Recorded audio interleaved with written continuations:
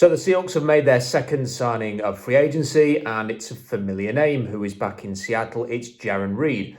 I really like the signing of Jaren Reed. I wanted to see the Seahawks make a commitment to improving their defensive line. I think everybody wanted to see that. To go and get Draymond Jones yesterday, great pass rusher, lots of potential at a really good age, somebody who can impact games from the interior. To then go and get Jaren Reed the next day, I just think this is a really positive start. It continues the momentum. What is Jaren Reed? And we know him quite well from his time in Seattle, but he is someone who is incredibly stout. I remember very well watching him in college and his ability to anchor, his ability to just take on two blocks and hold them at the point. It's the kind of thing that the Seahawks didn't do enough of last year because their run defense was really, really poor. He's a good size, 6'3", 307 pounds, but he has got that bit of surprising pass rush to him. 4 sacks for the Packers last year, playing in a similar defense. He's not missed a game since 2019. Don't want to jinx him, but he played a full 16 games for the Seahawks in 2020, 2021 was with the Chiefs, full 17 games, and a full 17 games for the Packers in 2022. So he's going to take on a lot of snaps. He's going to be reliable. Is he going to win games for you? Probably not. But I think you look at the three that they've got right now. If they had to play a game of football tomorrow, Al Woods as a nose tackle, Jaren Reed next to him, Draymond Jones next to him on the other side, that looks like a decent front three. It's not finished. I imagine that they're going to have to at least draft one person to chuck into the mix, maybe two. Maybe they can go and get another veteran signing there. But this is a real step in the right direction. And it's just so good to see the Seahawks prioritising the defensive line very early in free agency and getting after it and not just waiting for the value to come there. They are attacking certain targets and going after them. I never thought that Jaren Reed would be an option for the Seahawks because he kind of left with a bit of bitterness there. He signed a 2-year contract. And then a year into the contract extension, the Seahawks needed to lower that cap hit. It wasn't a particularly well-structured contract, to be honest. So they went to him. I can't remember whether they were trying to extend his contract or lower his cap hit or whatever they were doing. I think he wanted more money, felt like he had a good season. They ended up parting ways. He goes to Kansas City, had a decent season, and the rest is history, then goes to the Packers. So I thought bridges had been burned there, so never really considered him coming back to Seattle. But I'm glad that he is. He's just turned 30. He's experienced. He's always been very intense, bit of a warrior mentality in the trenches. I think you always need a bit of that.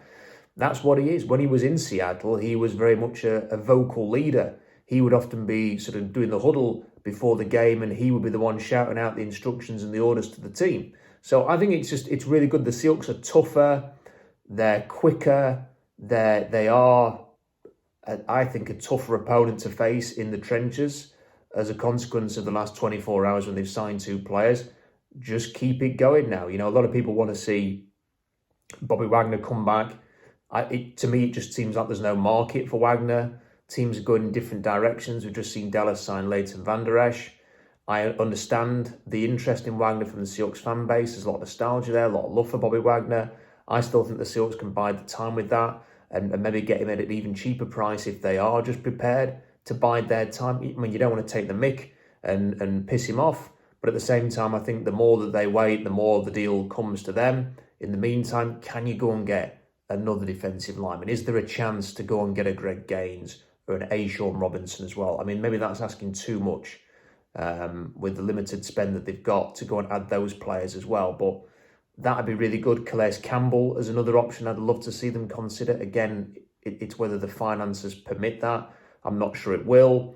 We might just see the Wagner signing now, and that might be pretty much it. They might wait until the draft to go and see what else they can do. But I also think these moves are setting up the draft. You don't want to be going into that first round feeling like you've not done anything to the defensive line and you've got to go and draft for need. They said that they've learned from that they too often have gone into the draft needing to fill needs, and they didn't want to make that mistake again. And they're showing that they're practicing what they're preaching when they're speaking in the press conferences. To go and get 2 big defensive linemen in the first 24 hours of free agency, I think is very, very good, and it shows that they're executing. What does it mean for the draft? I know a lot of people are going to hate this because it seems like every single video I do now, people are in the comment section saying, oh, they're going to draft Jalen Carter, which, when a team comes out and says the key to our success a year ago was drafting for character without compromise. We made mistakes in the past there, took risks, unnecessary risks, and paid for it. We've learned from that. And the reason our class succeeded last year and played well as rookies is because it was an all-star character group, and without compromise. We made no compromises of that, and that's why it worked. And then the report comes out that they didn't even consider Kayvon Thibodeau in the top 10 or in the first round, and that's purely because he was obsessed with his brand. It wasn't anything, he wasn't a bad guy, he just couldn't stop relentlessly talking about how much money he wanted to make. And he didn't feel like a team first player, he felt like a Kayvon Thibodeau first player, me first player. So they didn't consider him. I don't see why they would have that view a year ago and then go and draft someone who's got maturity concerns, conditioning concerns. By all accounts, was doing whatever he wanted at Georgia. And now you've got the legal issues, not just the fact that he's been charged with racing off the back of this crash that has left 2 people dead, but it's since emerged in another report that he was warned by the police for speeding just before that. I just don't see that I don't think he's even going to be on their board in the first round. Second round, maybe they consider it, but not in the first round for sure. And these signings suggest that that's the case, that they're not going to go out and draft someone at number 5 to sort of knock Draymond Jones out of the team. They're making their moves here. They're signing starters in Jaren Reed and Draymond Jones. And, I don't think Tyree Wilson is a scheme fit. He's definitely not an outside linebacker. Where does he fit into the mix on this? Where's he starting with the players that they're already adding to this team? So I think it steers them in the right direction, which is what I've felt for a while now that they're going to do, is that if Will Anderson is there at number 5, I think they'll take him. As an outside linebacker, I think he's perfect for this scheme. If Will Anderson goes at number 3 to Arizona, then they're going to take the 4th best quarterback, and that sounds like I'm dabbing them with faint praise. The 4th best quarterback doesn't sound great, does it? But it just happens there's 4 really good quarterbacks in this draft, and I think it would still be perfect for the Seahawks to go and draft Anthony Richardson and sit him for a year behind Geno Smith, or maybe even 2 years, and let him develop, because the upside of that is enormous. He's got MVP superstar potential if you can sit, learn, master the scheme in the background, and then come into a team which is on the up and on the rise. That would be an ideal situation. I do wonder a little bit if the Panthers sign an Andy Dalton as kind of a bridge today, at not the cheapest price. It could be just a backup contract, but does that suggest that Richardson's still in play for them at number 1? If they have to start Dalton, are they prepared to do that? Is that a franchise that can afford to trade up and then not start the guy who they're going to draft at number 1 overall? Don't know. Do you just need an experienced veteran when you're going to take a rookie? Maybe.